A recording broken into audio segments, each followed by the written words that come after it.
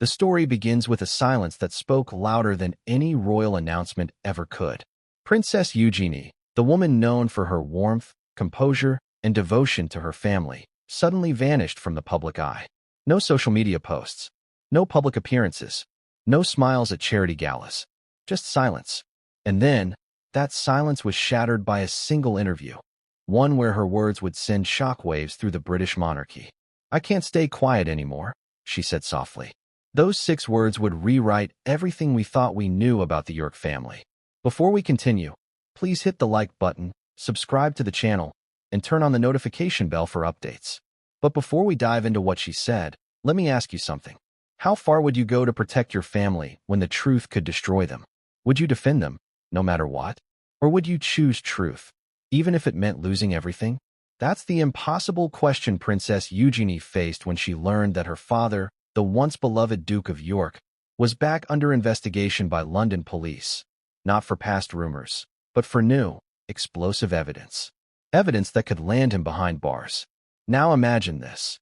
Inside Buckingham Palace, late evening, the light from antique chandeliers flickering against gilded walls. In one corner, King Charles pacing. In another, senior aides whispering over documents stamped confidential. The tension is electric. And right at the center of this storm, Princess Eugenie, clutching her phone, trembling as the words sink in. Her father, under investigation again. Her mother, accused of misusing charity funds. And the royal family? Silent. Utterly, deafeningly silent. This isn't just another royal scandal. This is a reckoning. Because this time, the line between personal shame and public accountability has blurred beyond recognition. For the first time in royal history, both a prince and his ex-wife are facing legal scrutiny at the same time, and their daughter, Princess Eugenie, is caught in the middle of a storm she never created, but can no longer escape. But how did it come to this? To understand the weight of Eugenie's confession, you have to rewind the story, not to the glossy palace photos or smiling balcony waves, but to the quiet moments of doubt that no one saw. The world remembers Prince Andrew for his royal titles, his military service, and the infamous interview that haunted him ever since. But behind the headlines, there's a father who once told his daughter, "Whatever happens, remember, I'm still your dad." And those words, meant as comfort, became a curse when the truth started catching up. Sources inside Scotland Yard have whispered that this new investigation didn't come out of nowhere. It started with a single leak, one piece of evidence buried in financial records tied to a private foundation. Officials began connecting dots between overseas accounts and undisclosed donations, and soon, the name Prince Andrew resurfaced, not as a royal, but as a suspect. And just as the palace scrambled to contain the flames, another scandal erupted. Sarah Ferguson, Duchess of York, accused of financial misconduct involving one of her charities.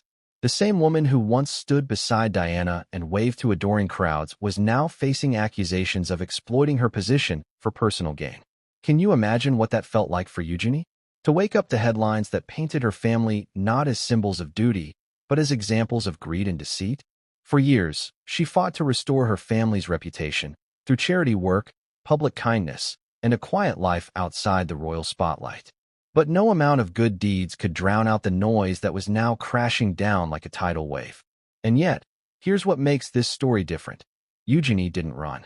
She didn't hide behind palace walls. She chose to speak, to break the code of silence that has governed royal life for centuries. The decision wasn't easy. Friends say she spent weeks agonizing, torn between love and loyalty. One night, she sat alone in her London home, replaying a memory from childhood, her father lifting her on his shoulders during Trooping the Color, her mother laughing beside them. That was the family she remembered, the family she loved, the family now crumbling in front of her eyes. But make no mistake, Eugenie's revelation wasn't just emotional. It was strategic, because when she spoke, she didn't just expose pain, she exposed power. She confirmed that the London Metropolitan Police had reopened a file concerning her father, citing new financial irregularities. She revealed that her mother's charity accounts had been flagged by investigators for unscrupulous use of donor funds. And she said something else, something that stunned even the interviewer. They might both be forced to leave the UK, she whispered, her voice breaking. For their safety, or maybe for the sake of the monarchy. That single sentence was like a grenade in royal circles. Forced out of the UK? That had never happened in modern royal history. The room went silent. Viewers froze. Was she implying exile? Or was this a desperate warning from a daughter who knew what was coming? Either way, it didn't matter. The floodgates had opened, and now, every major network wanted answers. But the truth is, the cracks in the York family's foundation didn't start with this investigation. They started years ago, with choices made behind closed doors. Business partnerships that seemed too convenient. Donations that disappeared without explanation. A lifestyle that grew more lavish even as public scrutiny intensified. And through it all, Eugenie watched, helplessly at first, then cautiously, and finally, courageously. In the days after her interview, the royal family went into damage control. Press officers scrambled to craft statements that said nothing but sounded sincere. Legal advisors warned against speculation. But behind the marble walls of Clarence House, something shifted. King Charles reportedly called an emergency meeting, not about state affairs, but about the Yorks. Sources close to the palace claim he's deeply disturbed by the situation and considering permanent action. And that phrase, permanent action, sent chills down every royal insider's spine. Because what does that mean? Could Andrew lose his remaining privileges? Could Sarah be stripped of her royal titles completely? Could the family be cut off from the royal purse? Or worse, could they really be forced to leave Britain altogether? The monarchy thrives on image, on the illusion of unity, dignity, and control. But Eugenie's honesty cracked that illusion wide open. For the first time, a royal daughter wasn't defending her parents. She was acknowledging the truth. And that act, though painful, might just redefine what it means to be royal in the modern world. Still, let's not pretend this was an easy decision. Before the interview aired, there were warnings. Calls from senior aides. Letters marked strictly confidential. Even a quiet visit from a palace emissary reminding her of the family's duty to discretion. But Eugenie went ahead anyway. Why? Because she knew the silence was worse. Because the whispers were already turning into roars. And because somewhere deep down, she believed the truth might be the only thing left that could save her family's name. Imagine the courage it took to speak, knowing it could end her relationship with the institution that defined her entire life. Imagine being the one to shine a light on the people you love most, not to destroy them, but to free them. That's the emotional contradiction that makes Eugenie's story so compelling. It's not just scandal. It's heartbreak. It's loyalty turned inside out. It's a daughter trying to protect her family from the consequences of their own actions. And while much of the world has focused on the sensational, the investigations, the money, the potential exile, the real story lies in the silence between the headlines. In the look on Eugenie's face when the interviewer asked, "Do you still believe in the monarchy?" Her pause was long, her eyes glistening. And then she said, "I believe in truth. And the monarchy should too." That one line, simple yet devastating, resonated far beyond the palace gates. But here's the irony. While Eugenie was being praised for her honesty, her words may have accelerated the very thing she feared most. Within 48 hours of the interview airing, reports emerged that legal teams representing both Prince Andrew and Sarah Ferguson had been summoned for questioning. The Metropolitan Police confirmed they were assessing new information related to prior financial inquiries. The Charity Commission launched a formal review into one of Ferguson's organizations. And across the Atlantic, American outlets began picking up the story, linking it to earlier controversies long thought buried. Eugenie didn't just open a wound. She opened Pandora's box. And now, every secret her family tried to keep buried was crawling back into the light. From offshore transactions to confidential memos, from charity donations to private correspondences, nothing was off limits anymore. The press was circling, the lawyers were moving, and the royal family was bracing for a storm unlike any before. But maybe the most haunting image of all wasn't the cameras flashing or the palace statements. It was Eugenie herself, walking through a quiet London street the morning after, her eyes hidden behind dark sunglasses, her face expressionless. A woman who had finally spoken her truth, but at what cost? As the public dissected her words, theories spread like wildfire. Some called her brave, others accused her of betrayal. But one thing was certain. Princess Eugenie had broken the unbreakable rule of royal life. never complain, never explain. And by doing so, she forced the monarchy to face something it's avoided for generations: accountability. But there's still one question that lingers, unanswered. What pushed Eugenie to the edge? What did she see or learn that made her believe silence was no longer an option? Because insiders say there's more, far more, that she hasn't revealed yet. Documents she hinted at, conversations she refused to detail, a warning she gave off camera before the interview ended. If I disappear for a while, don't assume I've gone quiet again. It just means they're trying to silence me. That single line sent chills down the spines of viewers around the world. What did she mean by that? Was it the palace? The legal system? The people her parents had once trusted? No one knows for sure. But what we do know is this: that moment marked the beginning of a story that would unravel faster than anyone could stop it. Because as we'll see in the next chapter, the investigation into Prince Andrew wasn't just about the past. It was about a network, a chain of money, influence, and power that reached places no one dared to look before. And once detectives started following that trail, the truth they uncovered would not only threaten one royal family, but could shake the foundations of the monarchy itself. But what came next would change everything, and no one saw it coming. It always starts quietly, doesn't it? The calm before the storm, the stillness before the thunder rolls in. For months, everything around Princess Eugenie seemed picture-perfect. A happy family portrait painted over cracks that no one wanted to see. Smiles at garden parties, polite laughter at charity galas, carefully staged photographs showing a family in harmony. But beneath that facade, something was brewing. Something dark. Something inevitable. Have you ever sensed that something was wrong before anyone said a word? That uneasy feeling that the truth is lurking somewhere nearby, just waiting to break free? That's exactly how it was for Eugenie. She felt it before she knew it. The change in her father's tone, the guarded way her mother avoided eye contact, the growing tension whenever the phone rang. It was as if the walls of the family's world were closing in, slowly, silently, relentlessly. The first sign came on an unusually cold evening in Windsor. The palace lights glowed like a fairy tale, but the air inside felt heavy, static, tense. Prince Andrew sat by the fireplace, staring at a letter in his hands. No one knew what it said, not yet. But Eugenie remembered the way his expression changed as he read it. Shock, then anger, then something worse. Fear. Her father, the man who once told her that the royal family stood above the storm, looked like he was standing in the middle of one. Everything's fine, he muttered when Eugenie asked what was wrong. But the letter trembled in his hand. Nothing was fine, and deep down, she knew it. What that letter contained would later be described as a formal notice of inquiry. It was polite in tone, but devastating in meaning. A new investigation, fresh evidence allegedly tied to financial irregularities from years past. Names, dates, transactions, quietly delivered to a man who believed his past was buried. But in the royal world, nothing stays buried for long. At first, Andrew tried to act like it was nothing. Just routine, he said. These things happen all the time. But Eugenie could tell from his pacing, his sleepless nights, his sudden meetings with lawyers. This wasn't routine. This was serious. It was the beginning of a reckoning. The calm before the scandal. And then there was her mother, Sarah Ferguson. Always vibrant, always smiling, always reinventing herself. She'd been through scandals before.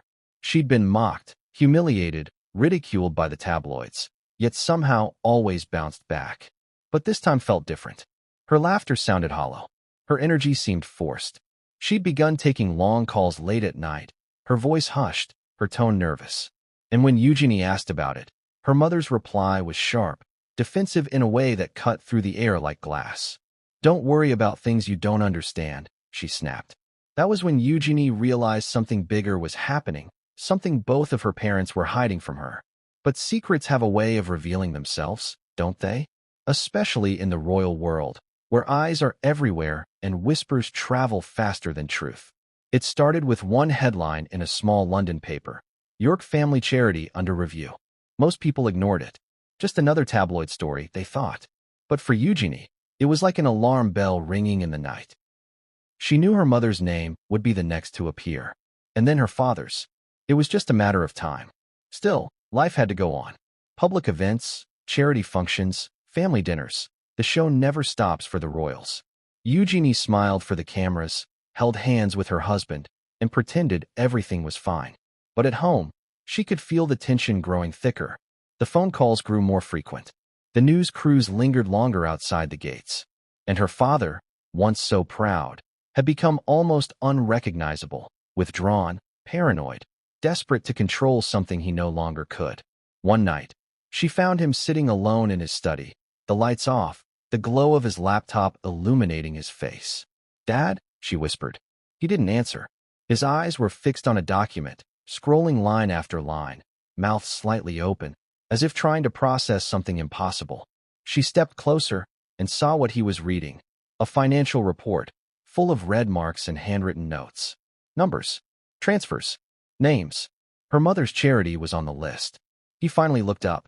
"You shouldn't be here," he said quietly. His voice was calm, but his hands trembled. "There are things happening that you wouldn't understand." But she did understand. Or at least, she was beginning to. The same investigative unit that once questioned him had reopened its files. Only this time, they weren't just asking about him. They were asking about everyone connected to him, including his ex-wife. Breaking: Duke of York under new investigation by London police. She froze. The mug slipped from her hand and shattered on the floor. The article was short, factual, devastating. The police had reopened inquiries into financial activities linked to the former Duke of York. No names of sources, no details, just enough to ignite a firestorm. Her phone began buzzing nonstop. Calls from friends, messages from journalists, even a text from someone inside the palace. "Don't make any public comment."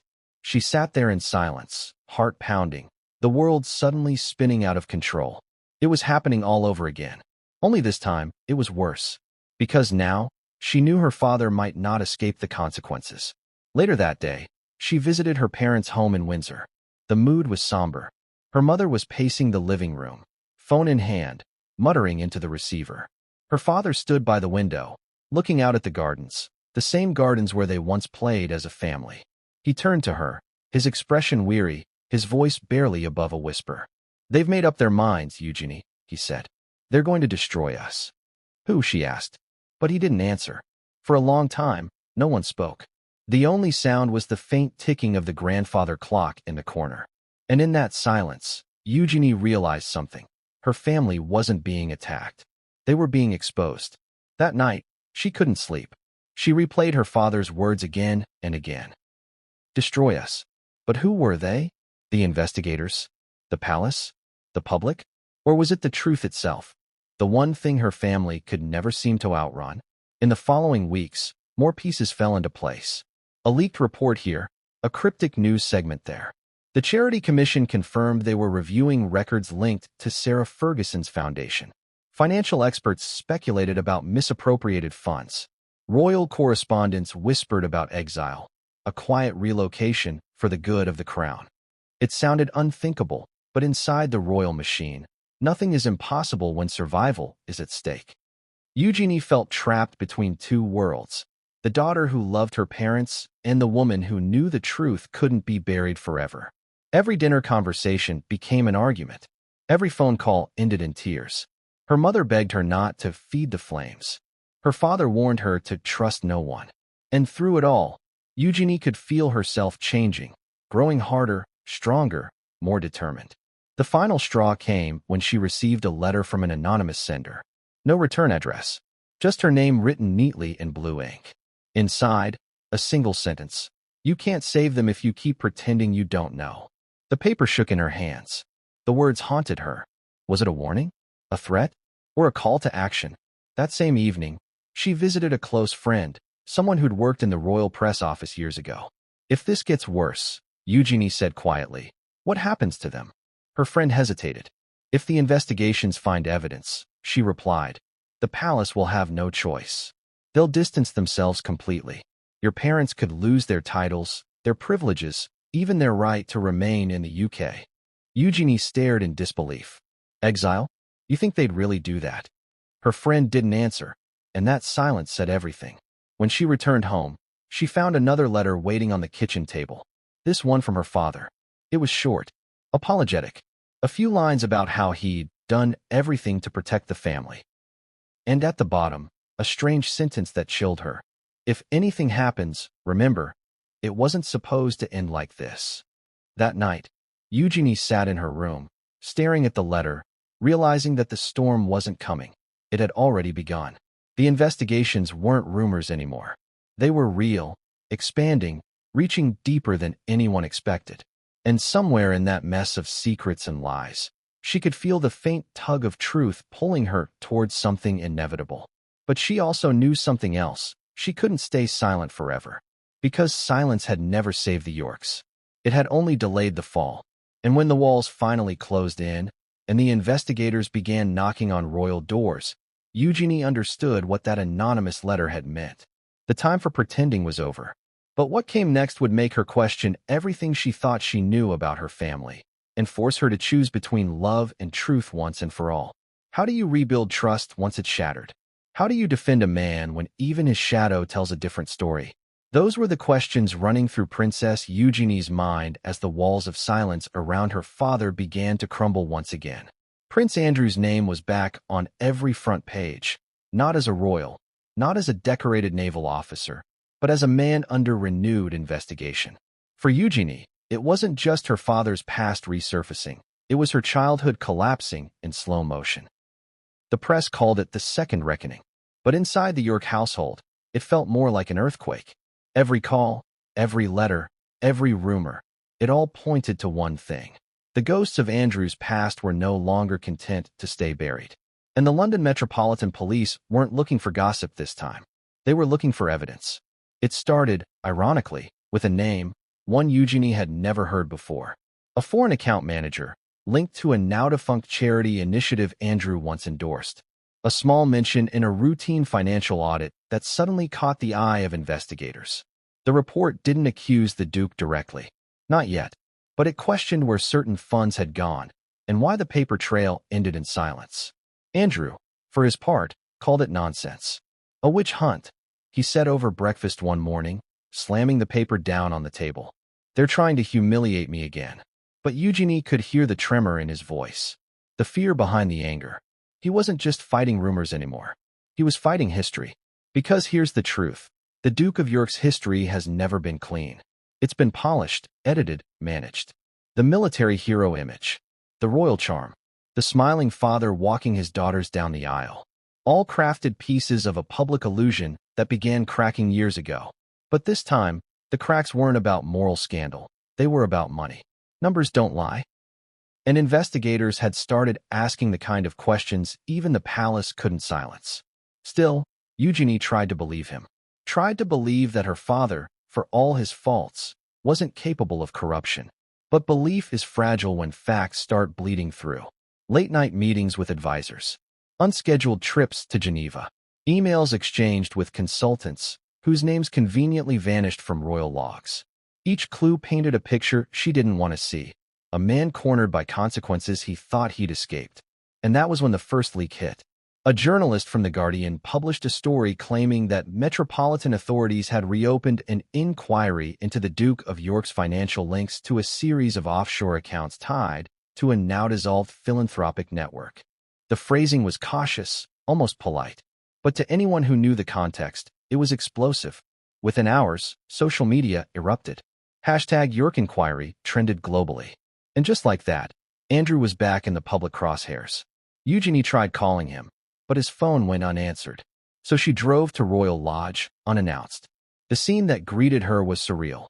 Security guards standing uneasily by the gate, reporters parked across the street, flashbulbs flaring like lightning every few seconds. Inside, she found her father pacing the library floor, still in his dressing gown, phone pressed to his ear. "I told you to fix it," he barked before hanging up, his face red with fury. Then, seeing Eugenie, his tone softened. "Darling, I didn't want you to come here." "Then tell me what's happening," she said quietly. "Because the papers are saying things I can't ignore anymore." He hesitated. Then he sighed. "They're exaggerating," he said, almost whispering. "It's old business records. Misunderstandings. I had dealings through intermediaries, perfectly normal things at the time." "Dad?" she said, staring at him. "Normal for who?" He didn't answer. And in that silence, she saw it, the guilt flickering behind his eyes. Not guilt of a crime proven, but of mistakes made, boundaries blurred, deals that seemed harmless until they weren't, relationships that once brought influence, now bringing exposure. That night, she called her mother.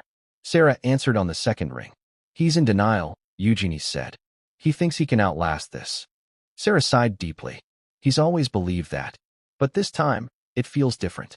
Her voice cracked, and for a moment, Eugenie heard not the Duchess of York, but a woman terrified of what the truth might bring. The next morning, investigators arrived at Royal Lodge. Discreet cars, polite voices, official badges.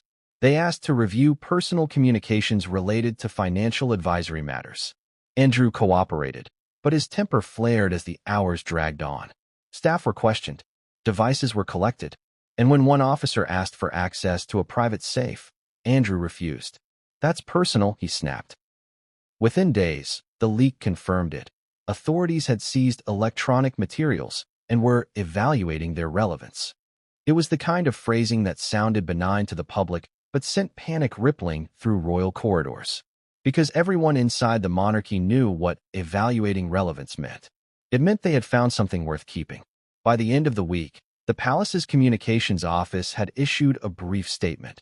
His Royal Highness the Duke of York maintains his innocence and continues to assist with inquiries. A polished sentence, smooth and hollow. But Eugenie could see through it.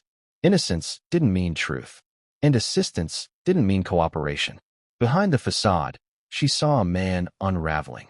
Late at night, he'd pace the garden paths, muttering to himself. "They've already decided," he told her one evening. "They need a villain. They need me."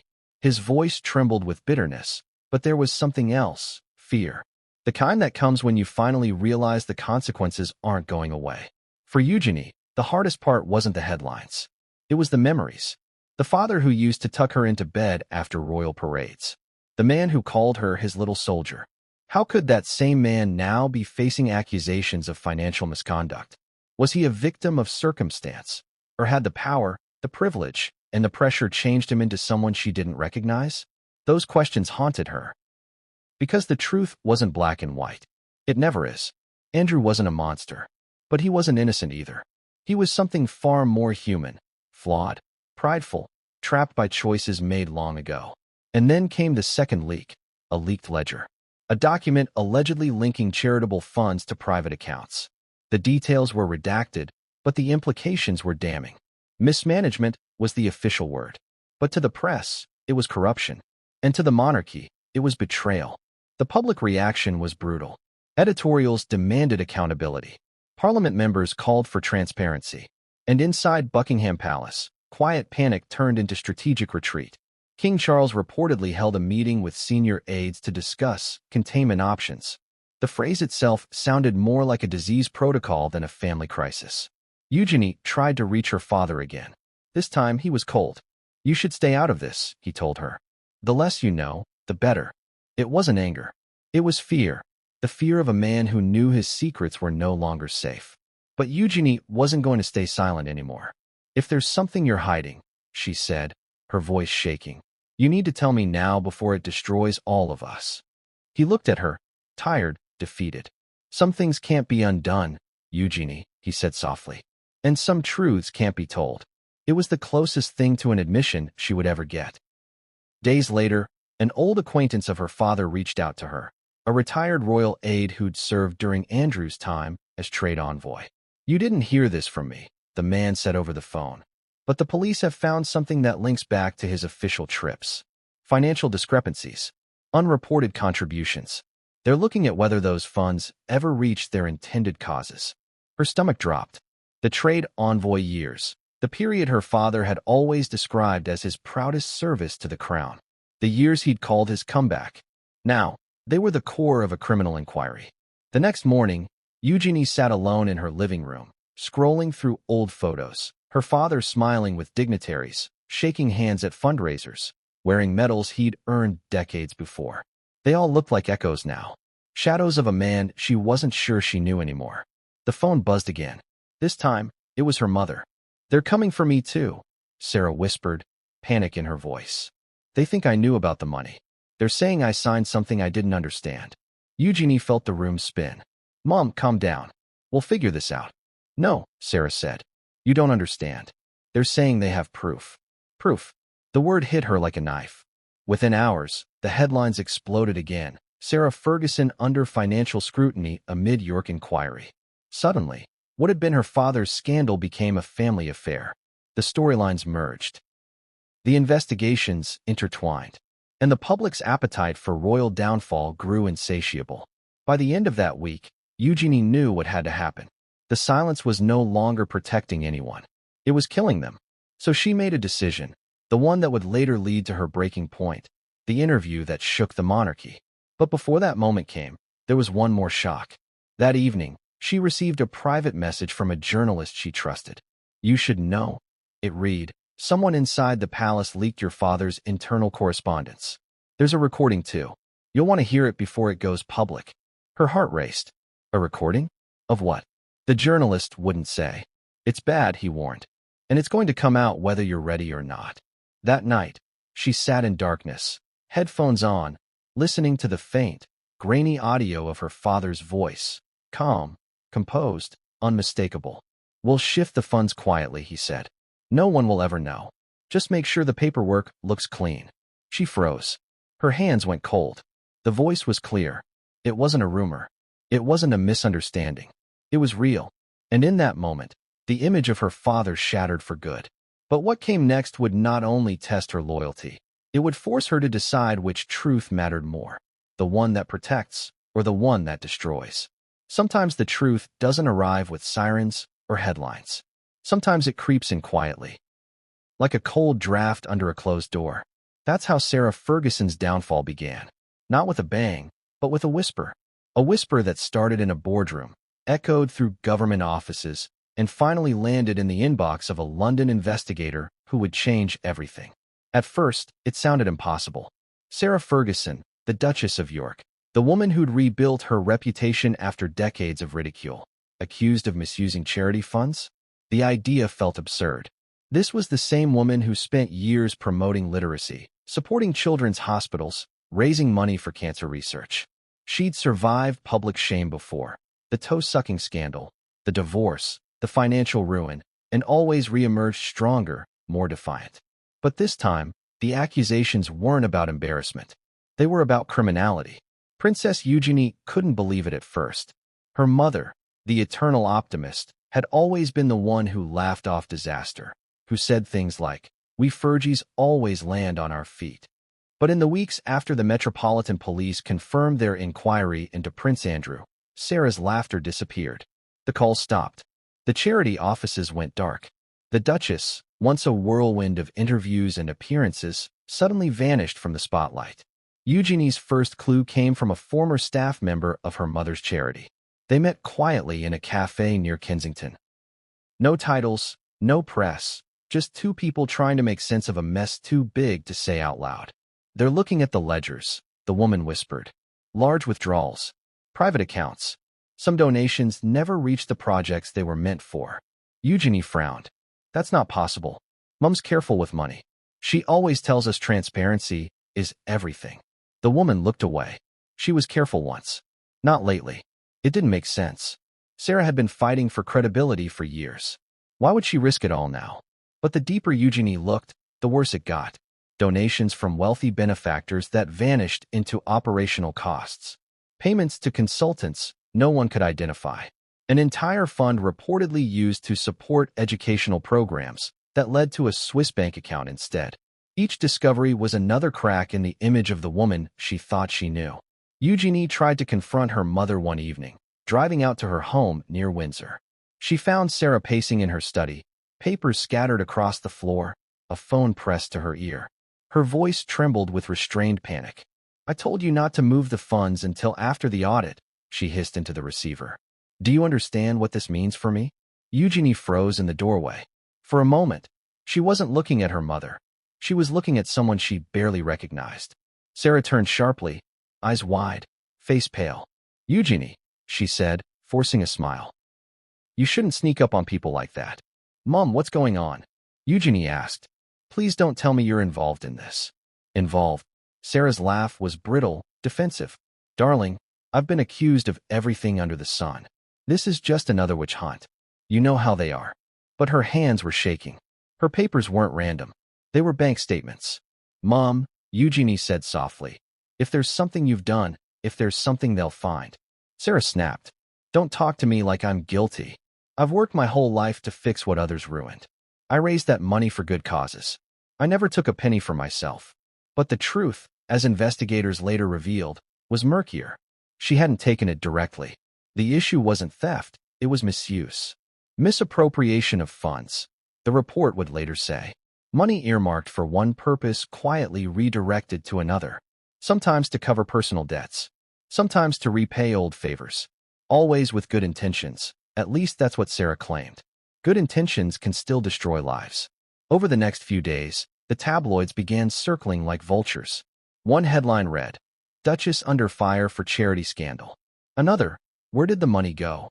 The speculation grew wild. Secret accounts, offshore partners, collusion with Andrew's business associates. The press smelled blood, and the palace's silence only made it worse. Eugenie called her mother again. No answer. She texted.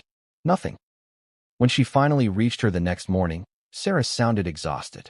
They're twisting everything, she said. You have no idea how ruthless people can be. Mom, Eugenie replied, voice trembling. If there's something they're going to find, you need to tell me. I can help you. Sarah hesitated. Then, almost in a whisper, she said, it's not what they think. But if they keep digging, they'll drag everyone down, not just me. What do you mean everyone? But Sarah hung up. The following week, a confidential report leaked online. It detailed irregularities in a charitable foundation registered under Sarah's name. Donations from high-profile donors, including international figures, had allegedly been diverted to private consultancy firms linked to the Duchess. The firms were registered under aliases. The signatures matched hers. When Eugenie read the report, her hands went numb. Every line was like a wound. She called her sister Beatrice, desperate for clarity. Have you seen this? She asked. Beatrice sighed heavily. Yes, it's bad, Euge. Really bad. And she's not denying it. She can't be guilty, Eugenie whispered. She's not innocent either, Beatrice replied. The words cut deep. Not innocent either. Soon, investigators began calling in witnesses. Accountants, donors, staff, even a few former royal aides. Questions about missing invoices, about trips to Dubai and New York, about unrecorded payments from royal friends. The scale of it was staggering. And the whispers got darker, that Sarah's charity dealings weren't entirely separate from Andrew's financial networks, that some of her donors had business interests with him, that they both benefited, even unknowingly, from the same shadowy network. Eugenie didn't know what to believe anymore. Was it a coincidence? A setup? Or had her parents, intentionally or not, crossed a line so dangerous it could destroy them both? The worst part was seeing her mother unravel. Sarah Ferguson had always been defiant, flamboyant, larger than life. But now she looked small, fragile. She stopped leaving the house, stopped answering calls. When photographers caught her outside her home one morning, she kept her head down, muttering no comment, over and over like a mantra. It was more than humiliation, it was fear. Have you ever felt your entire world tilt beneath your feet, and no matter how hard you try to steady yourself, everything keeps sliding further away? That was Eugenie's life now. The headlines weren't just about her father or her mother anymore. They were about her. Every photograph, every old quote, every smiling public appearance was being dissected, rewritten, twisted into narratives she didn't control. The daughter of disgrace. The princess who stood by the corrupt. The quiet royal who must have known. But she hadn't known. Not really. Not the full extent. Not the weight of what they'd done.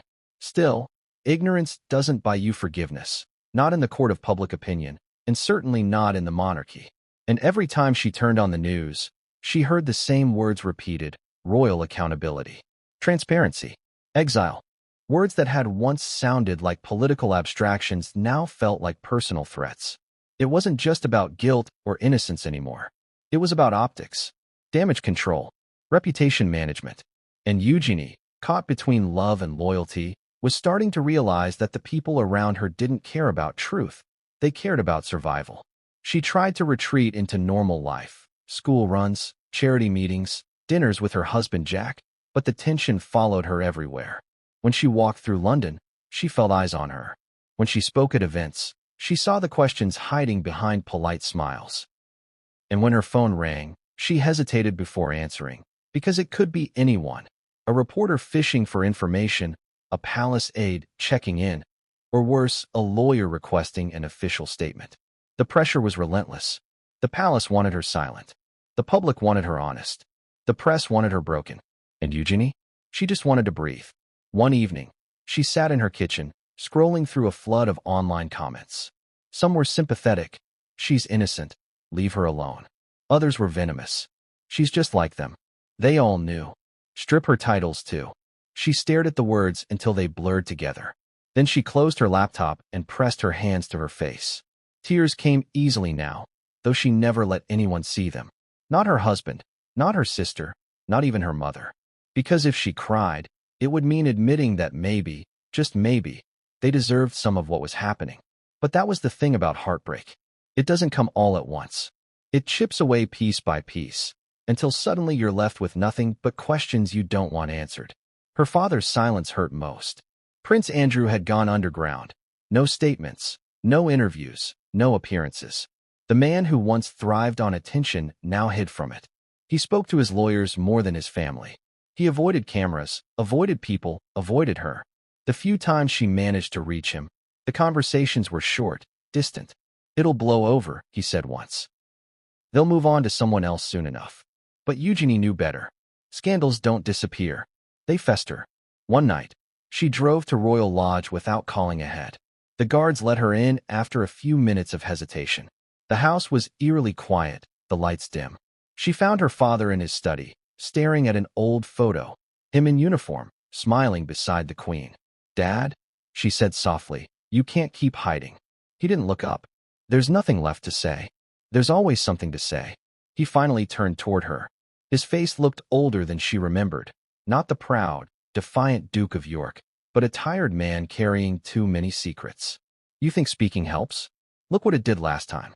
Every word gets twisted. Every truth becomes another weapon." "Maybe that's because no one knows the real truth," Eugenie replied, voice shaking. "If you're innocent, tell them. If you're not, tell me." He slammed his hand on the desk, startling her. "You think I'm a criminal?" "I think you're my father," she whispered. "And I think I don't recognize you anymore." The silence that followed was suffocating. For a long moment, they just stared at each other, two people on opposite sides of a line neither of them had drawn. Then Andrew looked away. "You shouldn't have come," he said quietly. She left without another word. Driving home, the road blurred under her headlights. She kept hearing his voice in her head, defensive, bitter, broken. She remembered the way he used to sound when he told bedtime stories, when he laughed at family dinners, when he sang along to old records. That man was gone now, replaced by someone consumed by fear and pride. And still, she couldn't hate him. She wanted to, but she couldn't. Because no matter what the world said, no matter how far he fell, he was still her father. The man who carried her on his shoulders, who taught her to ride horses, who held her hand when she was scared. Loyalty is a beautiful thing, until it becomes a cage. Over the next few days, her private battle grew even heavier. Letters began arriving, some from supporters, others from strangers demanding answers. She received one handwritten note that made her stomach twist. "You can't fix this by staying quiet. You owe us the truth." Owe us. The words haunted her. When had the public started believing they owned her truth? And yet, they weren't wrong. Silence had turned into complicity. If she didn't speak, someone else would speak for her. And that thought terrified her more than the investigation itself.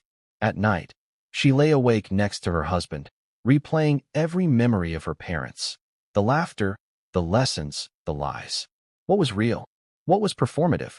Had their entire family been built on illusion? Jack tried to comfort her. "You don't owe anyone anything," he said softly one night. "Let the lawyers handle it. This isn't your fault." But deep down, she knew he was wrong. Because when the royal family bleeds, the wound belongs to everyone. Days later, another headline exploded across the news. Prince Andrew under formal questioning, possible charges pending. It was official. The investigation had reached its peak. Andrew was no longer a passive participant. He was a potential defendant. The palace scrambled into crisis mode. Meetings were held behind closed doors. Advisors drafted contingency plans. There were even whispers of discussions about banishment, like temporary relocation outside the UK to avoid further embarrassment. Eugenie felt her chest tighten as she read the leaked memo. Banishment. The word echoed like a curse. She drove to her sister's home that evening, desperate for clarity. Beatrice greeted her with a hug, her face pale with exhaustion. "It's worse than they're saying," she murmured. "The investigators aren't stopping with Dad. They're looking at Mum again, too. Joint accounts. Shared expenses. They think there's overlap." Eugenie sat down heavily. "So they're both in it." Beatrice nodded. "And the palace won't protect them this time." They sat in silence for a long while. Two sisters, daughters of privilege, staring into the wreckage of their family's legacy. Eventually, Beatrice whispered, "What are you going to do?" "I don't know," Eugenie said. "But I can't sit here pretending everything's fine anymore." That night, back home, she wrote a letter, not to the press, not to the palace, but to her parents. It wasn't angry. It wasn't even accusatory. It was raw. "You taught me that honesty was strength," she wrote. "You said truth always finds its way to the surface. Maybe now it's time to let it." She never sent it, but writing it made something inside her shift. For the first time, she stopped being the silent daughter and started being a woman ready to confront the truth, whatever it was.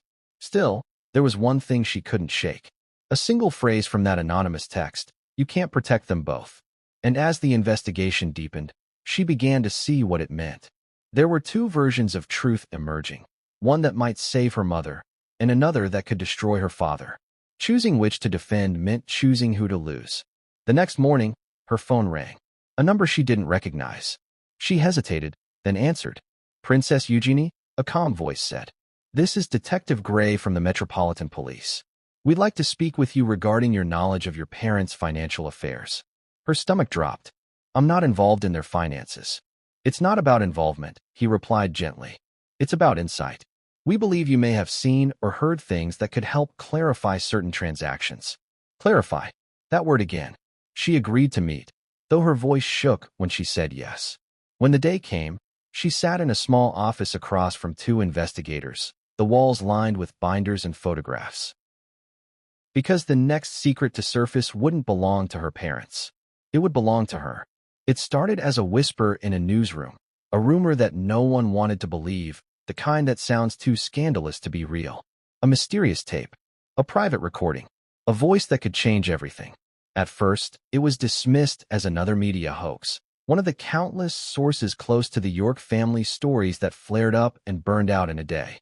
But this one didn't fade. It grew. It multiplied. And within 48 hours, that whisper had turned into a thunderclap. The headline hit the internet like a lightning strike. Exclusive, secret audio recording allegedly captures Duke of York discussing financial arrangements. Beneath it, a blurry image of a phone screen, an audio waveform, and one line of quoted dialogue. "Make sure the accounts are clean before they start digging." That was all it took. The world stopped. Every newsroom, every gossip site, every palace watcher, everyone wanted that recording. But there was one person who didn't have to wonder whether it was real. Princess Eugenie already knew. Because she'd heard that same voice months ago, hidden in a leaked file a journalist had sent her in private. She'd listened to it alone, trembling in her room, hoping it was fake, praying it was doctored. But deep down, she knew the truth, that it was her father. And now, it was everywhere. The first time she saw the headline, she felt her stomach twist. The air left her lungs. She tried calling her father, but his phone went straight to voicemail. She tried her mother next. No answer. The silence was deafening.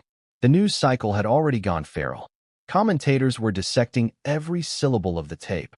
Lip readers were analyzing the inflection. Forensic experts were arguing over authenticity.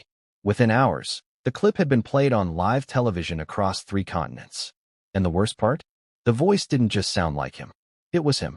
The recording was grainy but clear enough to recognize.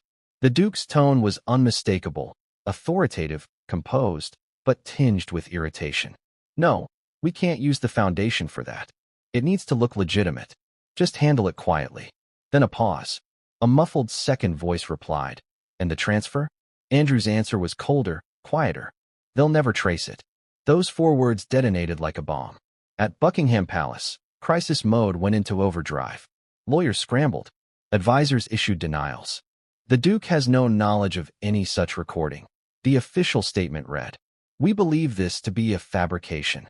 But privately, everyone knew the walls were closing in.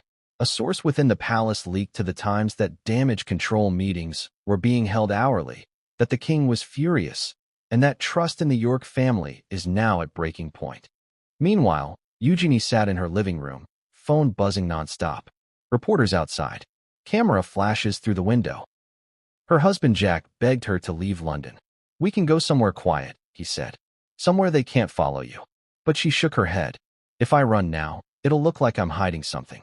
Instead, she stayed, trapped between two unbearable truths. If the tape was real, her father was guilty. If it wasn't, someone had gone to extraordinary lengths to destroy him. Either way, the family's reputation was finished. By the next morning, the recording had gone viral. Millions of views. Thousands of reactions. "How can the monarchy survive this?" read one tweet. "Imagine being Eugenie or Beatrice right now," said another. It was cruel, relentless, invasive. And yet, it was exactly what the palace feared most. Public outrage with evidence to back it up. Inside Royal Lodge, the tension was nuclear. Prince Andrew had locked himself away, refusing to speak to the press or even to family. Eugenie arrived unannounced again, ignoring the security guards who tried to stop her. She found him pacing the study, a whiskey glass in one hand, his phone in the other. "Dad," she said softly, "tell me it's not you." He didn't answer. He just stared at the glass, swirling it absently. "They're twisting everything," he muttered. "They've taken something out of context." "What context makes that sound innocent?" she demanded. "You said, they'll never trace it."